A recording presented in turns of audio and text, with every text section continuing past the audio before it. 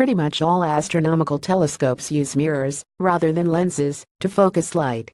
The reason is that it's easier to create a near-perfectly smooth polished surface on a mirror than it is to ensure that a lens, including its insides, is optically flawless. Improving telescopes, therefore, is about making the surface of those mirrors as reflective as possible. Silver is the most reflective material, but it is finicky to work with, and it tarnishes and corrodes easily, said Andrew Phillips, an astronomer from the University of California, Santa Cruz. So most telescopes out there today use aluminium in their reflective mirrors, even though it reflects less light, simply because it's easier to work with. But now, a technique invented by the electronics industry may be able to change that. Atomic layer deposition in chip factories. Silicon wafers are made using a technique called atomic layer deposition, which gradually builds up a thin film of material one molecular layer at a time.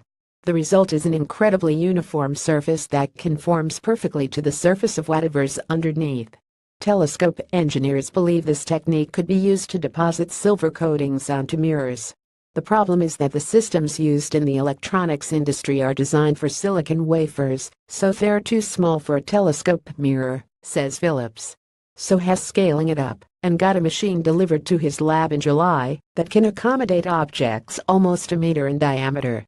So far the mirrors they've made use a traditional approach to lay down the silver, then the atomic layer deposition process to make a barrier that protects it from tarnishing.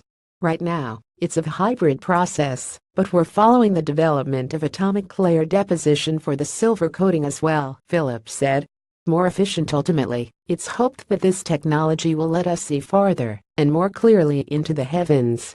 This is the last trick we have to make existing telescopes more efficient, said Michael Bolt, who worked with Phillips on the research. It could really make a big difference.